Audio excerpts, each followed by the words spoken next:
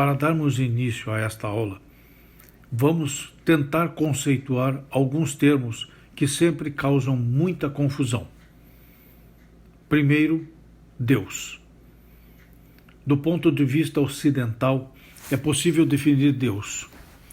Deus, portanto, é o ser superior, infinito, perfeito, criador e preservador de todo o universo.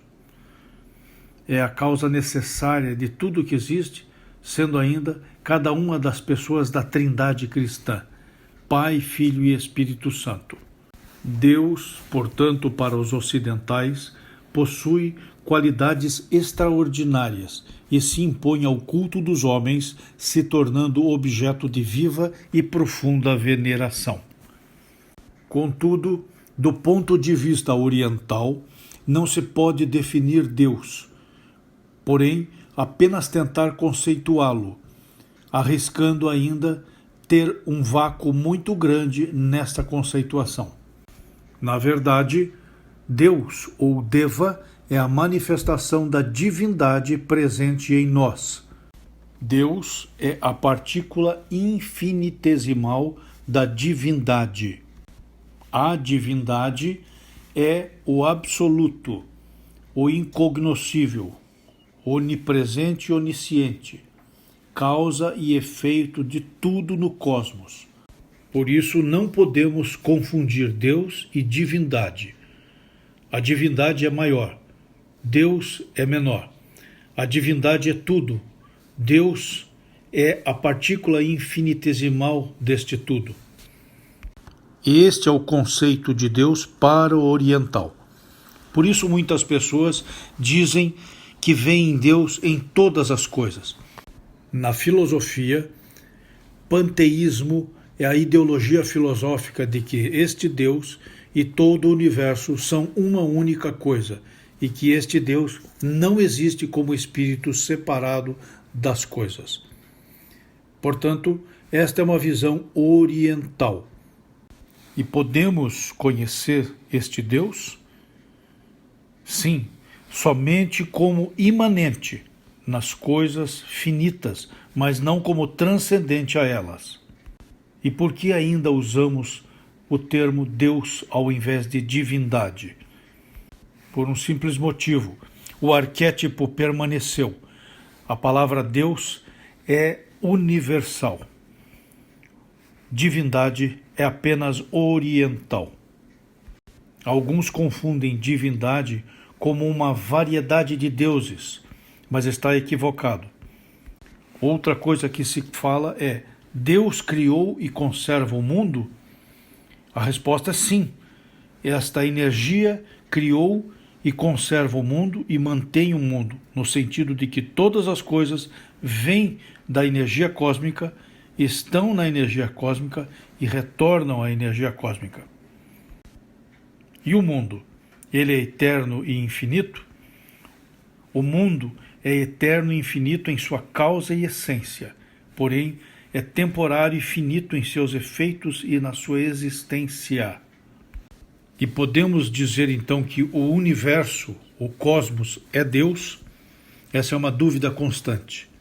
O universo, como efeito finito, transitório, passageiro, sim, é uma manifestação do absoluto, mas o universo, ou cosmos, como causa, ele é infinito e é a manifestação do absoluto. E por que dão atributos a Deus? Porque dizem: Deus é bom, Deus é fiel. Os atributos são características finitas da existência, portanto, são qualidades, particularidades do homem, do ser humano, não de Deus, não do absoluto. O absoluto não precisa de atributos. Os atributos fazem parte do ser humano, podendo ser positivos, atributos bons, ou podendo ser atributos negativos, ruins. Deus não está na mesma categoria que o homem.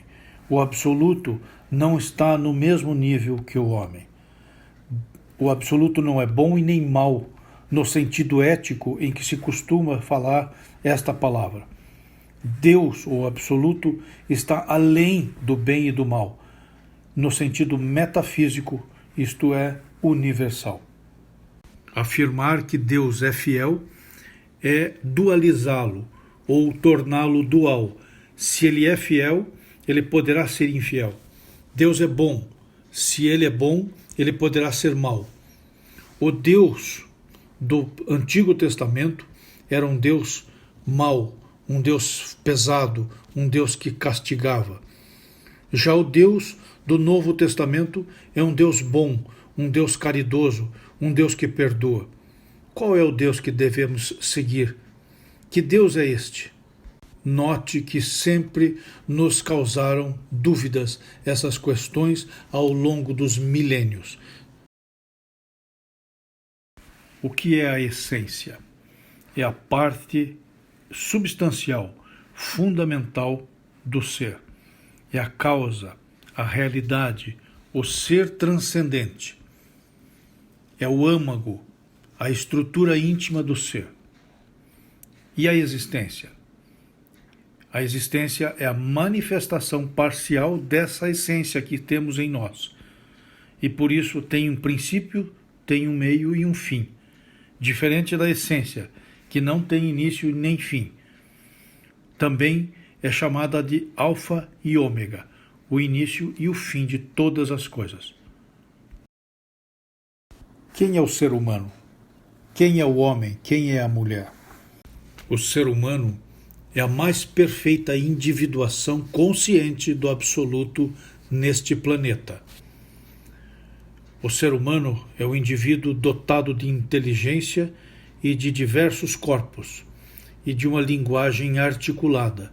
É um bípede classificado como mamífero da família dos primatas, com a característica de posição ereta e de considerável dimensão e peso no crânio, diferente de outros seres do espaço. O homem, enquanto encarnado, é uma alma, enquanto desencarnado é um espírito. Quanto à sua classificação como mamífero da família dos primatas, isto é apenas uma especificação, divisão ou fichamento biológico científico. Sua ordenação no processo evolutivo da filosofia Vidya e do hinduísmo, o homem encontra-se em franca ascensão e desenvolvimento. Avançou mais tecnológica e cientificamente, mas retardou seu processo educativo e espiritual, afastando-se da origem. Apesar do homem ser uma individuação quase perfeita no seu processo de evolução, há espécimes mais inteligentes e lúcidas de seu papel no próprio processo evolutivo biológico do que o próprio homem. O homem veio de uma fonte única, o absoluto, e fluiu através de muitos canais finitos, portanto, de muitos organismos biológicos. Pode o homem despertar sua consciência espiritual? Pode o homem hoje ultrapassar o seu estado letárgico, bélico e egoístico? Sim, ele pode, porque a natureza ou a potencialidade do homem ou do ser humano é a racionalidade, a sua razão. E o homem de hoje atingiu apenas o seu estado evolutivo intelectual. Ele não passou do corpo intelectual. Ele não atingiu ainda o estado de evolução racional. Podemos comparar o estado evolutivo do homem a uma flor de lótus. A flor de lótus é da espécime Nelumbo nucifera e possui raízes que são comparadas ao processo mais denso e difícil que é o pensamento disperso, ligado à terra. Depois, seu caule está associado à água, ao processo mais lúcido de concentração do homem. Em seguida, quando o caule sai da água e vai em direção ao ar puro, ao oxigênio, atinge seu estado meditativo e, finalmente, absorve diretamente do sol seus nutrientes e reproduz a sua força. Céu e inferno existem? Do ponto de vista ocidental, céu e inferno são lugares para onde o homem irá após a sua morte. Do ponto de vista oriental, céu e inferno são apenas estados de consciência que criamos em nossa mente. Céu e inferno existem não como lugares, portanto, mas como estados de consciência criados pelo livre-arbítrio do homem. O céu é um estado de perfeita harmonia do homem com a natureza, com a lei universal. E o inferno é um estado de desarmonia entre o homem e esta lei universal. Há pessoas que vivem um céu e há pessoas que vivem um inferno em suas vidas. E o livre-arbítrio que cria este céu e inferno, ele é eterno?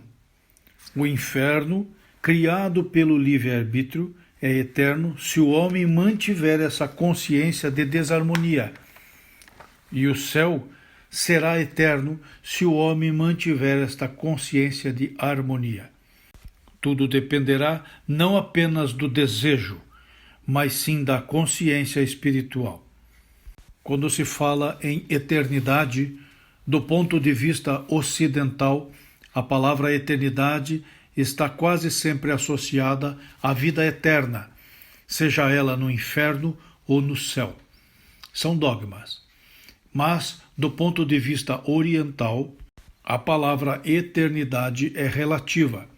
Diz respeito sempre a uma existência curta ou longa, até o fim de um tempo, que para os hindus chama kalpa. Portanto, não existe pena eterna decretada pelo Absoluto, porque a pena é a consequência necessária da culpa livremente cometida e mantida pelo próprio livre-arbítrio. E só pode existir enquanto o homem mantiver a culpa voluntária. Abolindo a culpa, extingue-se necessariamente a pena. A culpa não leva a nada. O arrependimento nos faz conscientes. Porém, se o homem quiser manter o seu estado de culpa permanente, ele pode sim, porque o seu livre-arbítrio tem o poder de criar e manifestar até quando quiser esta desarmonia com o universo. E ninguém gosta de viver em perfeita desarmonia, mas em perfeita harmonia. Anjo, etimologicamente, vem do grego angelos. Diabo, etimologicamente, vem do grego diabolos e do hebraico Satã. E Lúcifer é o porta-luz, é o nome simbólico dado a todos os seres do mundo mental e invisível, sem distinção de atitude pró ou contra Deus. O anjo, ou Deva, no sânscrito, é um ser consciente e livre, com corpo invisível, e que executa e transmite a vontade de Deus, sendo por isso chamado de mensageiro, por isso angelos. O diabo, entretanto, é um ser consciente e livre, com corpo invisível também, e que se opõe à vontade de Deus, sendo por isso chamado de adversário, ou, em grego, diabolos, e em hebraico, Satã. O que transforma, então, o homem num demônio ou num anjo? Quando o ser humano assume uma atitude pró ou contra Deus, ou o Absoluto, pode ser chamado de anjo ou de diabo, de Deva ou de Ashura, razão pela qual Jesus apelidou Pedro de Satã e de Judas de diabo. A palavra eudaimonia é uma palavra de origem grega, formada por dois vocábulos, eu e daimon. Eu é aquilo que é bom, essencialmente bom, e daimon, ou daimon, que é o gênio interno, aquilo que intermedia os homens e as divindades superiores. Existem anjos tutelares ou guias que nos acompanham? Sim, tanto os livros sagrados como a história da humanidade admitem a existência de seres invisíveis que protegem os homens harmonizados com o espírito deles. Ao nascermos, temos um guia que nos acompanha do início ao fim da nossa existência. É denominado de guru espiritual ou invisível. E, ao longo da nossa existência, também nos deparamos com diversos bons professores, maus professores e mestres de todos os calibres. E estes nos orientarão ou desorientarão durante o nosso curso na vida. Mas encontraremos apenas um mestre, cada um.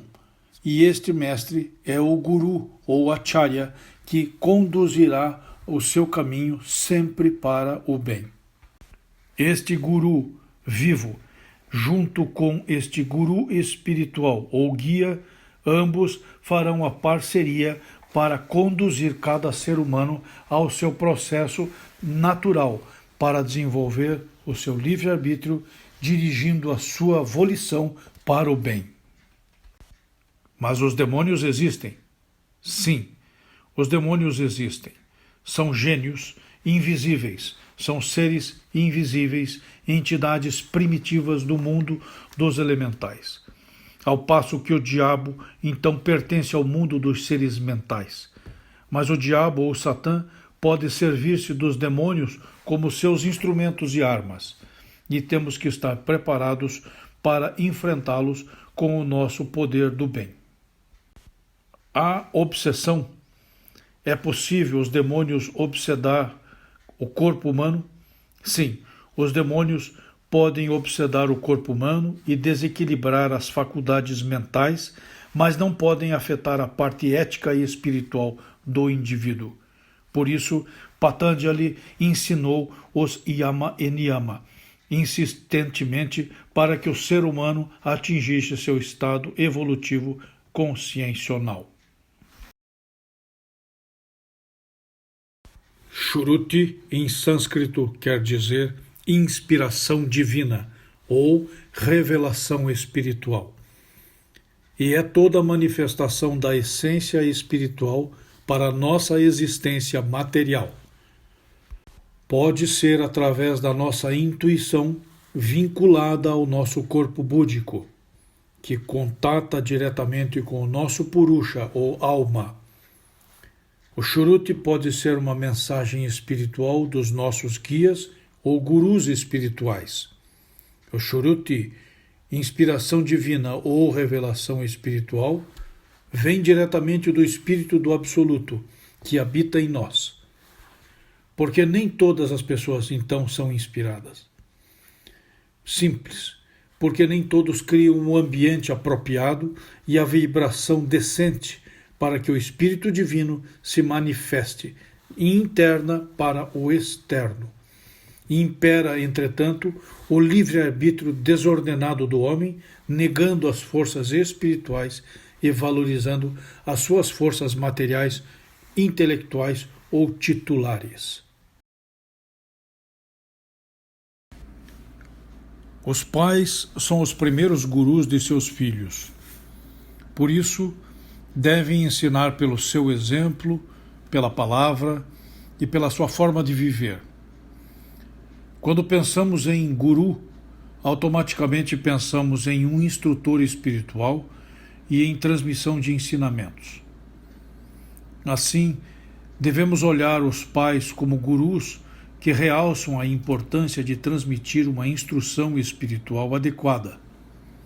O guru é um segundo instrutor espiritual. E fazendo uma simples analogia, imagine uma criança sendo iniciada na senda do yoga. Se o professor que iniciar a criança não for sistemático, ensinando corretamente os fundamentos do yoga, o próximo professor que esta criança venha a ter pode acabar gastando anos desfazendo o que o primeiro professor ensinou, antes que ele possa avançar o estudante em técnicas mais adiantadas. Esse é um problema muito comum, tanto no Ocidente quanto no Oriente. Mas isso poderia ser totalmente desnecessário se os pais tivessem cultivado na criança boas características e qualidades. No Vidya Yoga e na cultura Yoga Rishi, há qualidades espirituais que nós queremos que os nossos filhos despertem para serem felizes e autorrealizados. Estas qualidades são as seguintes. 1. Despertar o autoconceito positivo na criança. Quando nós pensamos de nós mesmos que nós somos pessoas importantes e dignas, conseguimos desenvolver uma vida maravilhosa e uma autoestima. Quando nos condicionamos a agradecer com satisfação a todas as coisas que nos são dadas e transmitidas desde que somos crianças, conseguimos ter uma vida mais tranquila, aceitar melhor as adversidades e conseguir superá-las, valorizando tudo o que nos foi dado. Porém, infelizmente, muitas crianças hoje em dia, independente de classe econômica e cultural, não recebem uma educação espiritual adequada e atingem a idade adulta com um autoconceito negativo de si mesmos, uma autoimagem ruim, desenvolvendo consequentemente uma imagem ruim da vida. Quando o autoconceito e a autoimagem são massacradas, apresenta-se um quadro onde a criança possivelmente deve ter crescido num ambiente de constante crítica e julgamento, com discussões e brigas, onde a sua personalidade não pode florescer naturalmente, nem pode ser trabalhada. Dessa forma, a criança precisou proteger-se, criando mecanismos fortes de defesa e condicionando uma baixa estima. A autoimagem, segundo a filosofia Vidya Yoga, é formada por um percentual de herança genética, pela cultura e pelos padrões sociais, mas principalmente pela autoeducação, fator de transformação individual. A criança é igual ao adulto nos processos biológicos e nos processos fisiológicos, mas diferente nos processos psicológico, emocional, sexual e espiritual. A dinâmica da autoimagem e do conceito ou autoconceito vai sendo condicionada por hábitos. A crítica e o julgamento excessivo de perfeição podem eliminar na criança e posteriormente no jovem e no adulto a espontaneidade, a naturalidade e o desenvolvimento psicossocial. A pedagogia Vidya Yoga ensina que o autoconceito positivo produz a autoconfiança, o respeito de si mesmo, a autoestima, a consciência corporal, a autocrítica, o discernimento e a valorização da espiritualidade. Número 2. Desenvolver a percepção de autocorreção. Quando nós somos aptos a aprender rapidamente as lições e os ensinamentos que a vida nos oferece em cada experiência vivida, nós não repetimos os nossos erros. Como fazer então os pais transmitirem esta qualidade aos seus filhos? Bem, todos cometem erros. Isto faz parte da natureza de ensinar e de aprender. Então, quando os pais transmitem os ensinamentos mostrando aos filhos as consequências lógicas do que pode acontecer, os filhos são encorajados a assimilar naturalmente o aprendizado e a refletir sobre os efeitos de suas ações. Surge, portanto, automaticamente nas crianças a percepção de autocorreção, refinando seu comportamento social e ético, permitindo seu crescimento mais rápido na senda espiritual. Número 3. Despertar a compreensão e o domínio das emoções. Os pais devem ensinar aos seus filhos o que é o ego, qual é a sua estrutura, qual é a sua composição na mente, quais as atitudes que o ego tem diante de determinadas situações quando é contrariado, etc. Esta compreensão do ego é importante, especialmente porque, se nossos filhos cultivarem emoções destrutivas como raiva, ódio, inveja, falta de perdão, entre outras, estarão tentando a expressar ações correspondentes e formarão um destino infeliz. 4. Despertar a confiança em si mesmo. O sentimento de confiança, a segurança, a fé em si mesmo são qualidades que devem ser desabrochadas nas crianças. Todavia, os pais devem ensinar aos filhos que a confiança em si mesmo deve ser acompanhada da prudência, que é uma aliada importante para as experiências da vida. A confiança em si mesmo é o primeiro e mais importante passo para a avaliação lógica das consequências das suas futuras ações. 5. Desenvolver a satisfação e contentamento. Em sânscrito, santosha é o termo sânscrito para as palavras satisfação e contentamento. Os pais devem ensinar aos filhos o prazer e a alegria de viver uma vida reta. Santosha traz a paz e a tranquilidade à nossa consciência. Algo em nosso interior nos avalia e orienta sempre para um caminho espiritualmente correto. Se a satisfação e o contentamento forem despertos nas crianças, os pais poderão estar despreocupados com os filhos, pois estes já serão autossuficientes. Assim, o que os filhos recebem da vida será aceito com reverência e agradecimento. 6. Fortalecer um caráter espiritual.